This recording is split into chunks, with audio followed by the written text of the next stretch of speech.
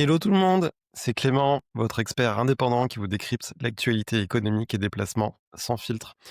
Bienvenue dans ce court épisode du podcast. Aujourd'hui, je vous donne mon avis sur la fameuse taxe Zuckman. On en a beaucoup parlé, entendu parler ces derniers jours, ces dernières semaines, et je voulais vous donner mon avis sans filtre. Derrière l'effet d'annonce, on est face à une mesure qui pourrait vraiment fragiliser notre économie au lieu de la renforcer. Vous expliquer tout ça. Alors, déjà, je pense que faut remettre le contexte. En France, on est déjà recordman de la fiscalité, en fait. On a un taux de prélèvement obligatoire de près de 45% de notre PIB, produit intérieur brut, donc notre richesse nationale. Et en comparaison, on est à 38% dans la zone euro et 33% aux États-Unis, par exemple.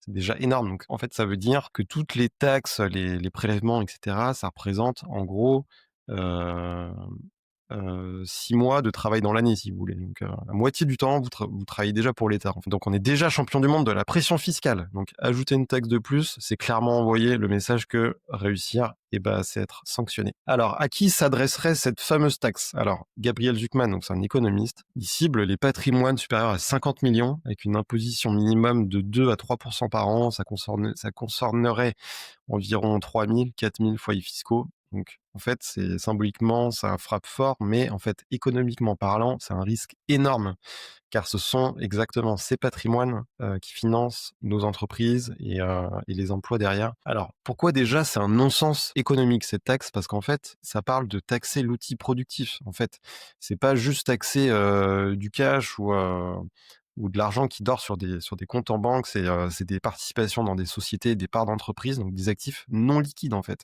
Et ça veut dire que, par exemple, si vous avez un chef d'entreprise qui est une entreprise qui est valorisée 100 millions, voilà, c'est sa valorisation sur le marché, mais en fait, il a peut-être pas forcément de trésor personnel. Donc ça veut dire que lui, chaque année, il devrait payer entre 2 et 3 millions en plus déjà de tout ce qu'il paye, et en fait, sans forcément avoir la trésorerie en face. Donc déjà, ça voudrait dire quoi? Ça voudrait dire que chaque année, il serait contraint de vendre des parts de sa propre société qu'il a créée, qu'il a constituée, et cetera, juste pour payer un impôt en plus. Donc déjà, on fragilise clairement l'outil productif et par ricochet, les salariés, les investissements en France et la croissance. Donc en fait, c'est un peu l'erreur qui avait été commise avec l'ancien ISF. ISF, pour le rappel, hein, c'est un impôt, c'était l'ancien impôt sur la fortune qui n'existait qu'en France. En fait, il y a qu'en France qu'il y avait un impôt similaire. Et là, on remet ça sur la table, en fait. Donc déjà, c'est économiquement un non-sens. Et venant d'un économiste, en plus, c'est vraiment hyper surprenant. Euh, mais vraiment, ça n'a aucun sens. Euh, les effets économiques. Le Conseil de prélèvement obligatoire donc a chiffré à 10 milliards d'euros la sortie de capitaux qu'il y aurait chaque année. À l'époque, on avait mis l'ISF. Donc imagine, c'est vraiment, on parle d'exil fiscal, mais en fait, aujourd'hui, il faut se dire que on est dans un monde mondialisé, en fait. Et aujourd'hui, c'est facile entre parenthèses, de délocaliser sa résidence fiscale, que ce soit en Suisse, au Luxembourg, ou dans des pays voisins. Mais voilà, c'est de la perte de capitaux et des capitaux qui sortent, des investissements perdus. Parce que je sais pas, vous avez une fortune par exemple de 50 millions investie à 5%, ça fait 2,5 millions par an pour financer l'innovation, des PME, le secteur de l'immobilier, etc. Donc si ces capitaux ils partent en Suisse, au Luxembourg, c'est autant de perdu pour l'économie française. Donc je pense, pour moi, le vrai problème, c'est plutôt la dette publique. Au lieu de parler de rajouter des surcouches de taxes, etc. Aujourd'hui, on a une dette publique de plus de 3000 milliards, en fait. C'est plus de 100% du PIB, c'est 110% de la richesse du pays. Donc déjà, c'est juste colossal, c'est une montagne. On a une charge d'intérêt de plus de 57 milliards d'euros juste pour payer les intérêts de notre dette en 2024. Donc c'est plus que le budget de l'éducation nationale, en fait, faut se dire ça. Donc en fait, ça devient totalement incontrôlable. Donc pour moi, le sujet, il est clairement là et on le voit sur les taux longs, sur l'OAT, 10 ans français, il est à 3,5 aujourd'hui, c'est énorme quand on compare à d'autres pays. On emprunte aujourd'hui plus cher, l'État français, que l'Espagne, que l'Italie, l'Allemagne, j'en parle même pas. Donc on est au niveau de la Grèce, en fait, aux yeux du marché, aux yeux de nos créanciers. Parce qu'en fait, la dette publique, elle est détenue à plus de 50% par des étrangers. Donc, finalement, on leur verse des intérêts. Et, euh, et en fait, pour moi, le vrai sujet, il est là. Donc, d'abord s'attaquer à cette dette publique. Et en fait, on parle juste d'une taxe qui rapporterait quoi, 5, 6 milliards par an? on voit qu'on a déjà une charge d'intérêt de plus de 57 milliards en fait. Donc finalement, c'est une goutte d'eau face au poids de la dette et au coût de ses intérêts. Donc je pense que c'est clairement un écran de fumée politique, voilà, que c'était pour faire du buzz. Encore une fois, on fait croire que voilà, taxer les riches, ça va régler tous les problèmes. Pas du tout, c'est bien plus profond que ça et je pense qu'il faut regarder là où sont les vrais problèmes structurels. Des retraites, on a un déficit de 12 milliards qui arrive d'ici 2030. La sécurité sociale, c'est un déficit de 20 milliards.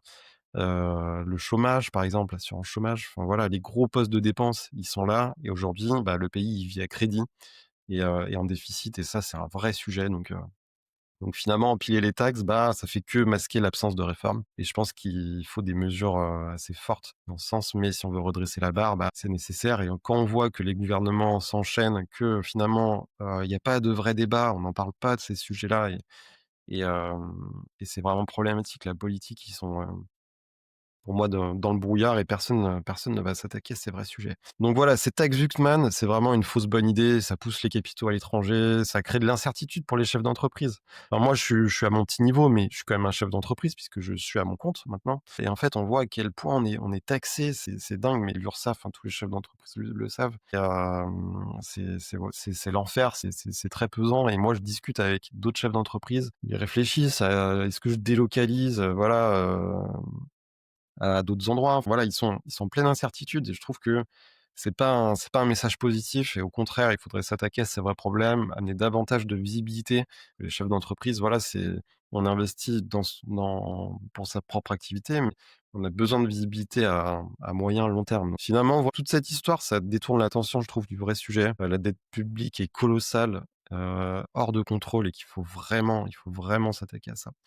Et pour nous, particuliers, entrepreneurs, la leçon elle est claire face à cette instabilité fiscale, il faut se diversifier, il faut protéger son capital, il faut s'ouvrir à l'international, ouvrir le champ de possibilités d'investissement qui est énorme et c'est ce qu'on fait au quotidien, avec nos clients, via des solutions comme l'assurance vie en France, au Luxembourg. Vous pouvez, sur de l'assurance vie, vous pouvez acheter des ETF.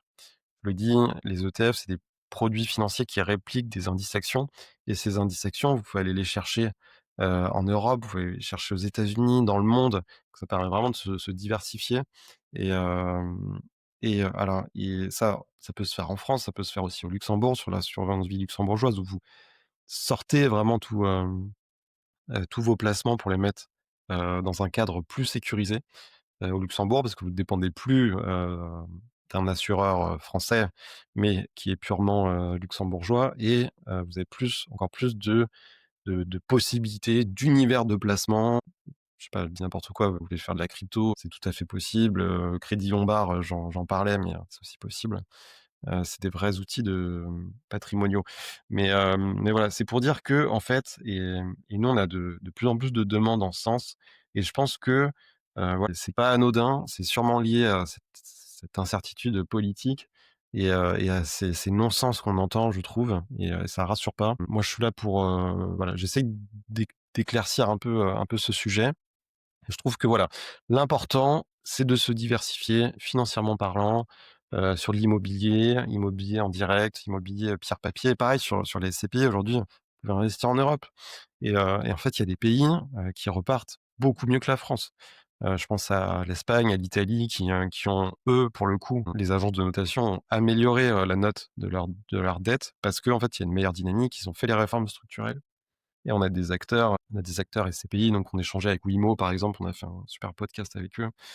Darwin aussi, qu'on a reçu, récemment, mais voilà, ils s'attaquent à l'Europe parce qu'il y a des meilleures opportunités et je trouve que voilà, la règle d'or, c'est toujours se diversifier sur toute zone, géographique, toute classe d'actifs et bien sûr, on est là pour vous accompagner. Je suis là pour vous accompagner si vous avez besoin, si vous avez des questions, mais voilà, je pense que c'était important de faire le point, sur cette taxe et puis j'espère que ça vous aura éclairé sur le sujet.